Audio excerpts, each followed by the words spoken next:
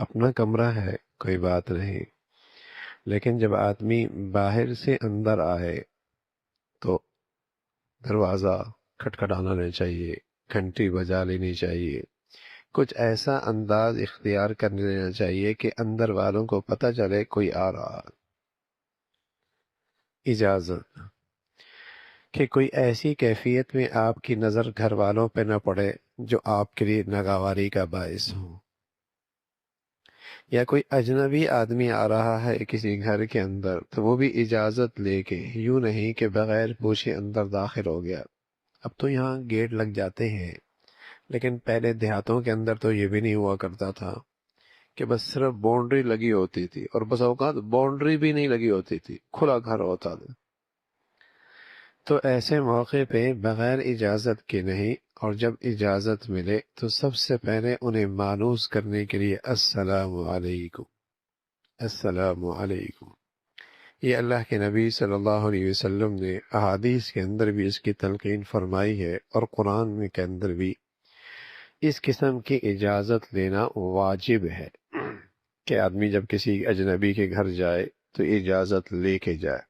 بغیر بتائے، بغیر اجازت لیے، بغیر اسے یہ احساس دلائے کون ہے کون نہیں، یوں ہی اندر نہ داخل ہو، اندر والے کس حال میں ہے۔ پھر یہ ہے کہ اندر داخل ہونا، اور ایک ہے اندر نظریں ڈالنا۔ اندر نظر ڈالنا بھی ایسا ہی ہے جیسے اندر داخل ہو گیا، اس لیے حکم ہے ایک طرف کھڑا ہو جائے، دائیں طرف کھڑا ہو جائے، بائیں طرف کھڑا ہو جائے، نظر بھی نہ ڈالے، اس لیے کہ اصل تو نظر ہی ہے، اسی کے تو تحفظ اور حفاظت مقصود ہے کہ گھر والوں کو کسی ایسی حالت میں نہ دیکھے جو شرم و حیا کے خلاف ہو۔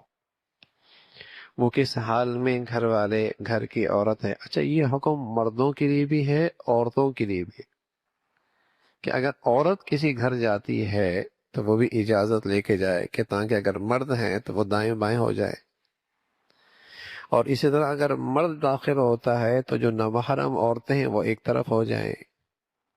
تو جیسے قرآن میں عام طور پہ خطاب مردوں ہی کے ہوتا ہے، اقیم الصلاۃ، مردوں کو خطاب ہے، عورتیں داخل ہیں، آتوا الزکاۃ، زکوٰۃ داخل، اس میں عورتیں بھی داخل ہیں، کتب علیکم الصیام، تم پہ روزے فرض ہیں، اس میں عورتیں بھی داخل ہیں، وَلِلَّهِ عَلَى النَّاسِ حِجُّ الْبَيْتِ مَنِ اسْتَطَاعَ إِلَيْهِ سَبِيلًا، عورتیں بھی اس میں شامل ہیں۔ تو ایسی یا ایھا الذین آمنوا کے اندر مرد ہیں یا عورتیں ہیں، اجازت سبھی کی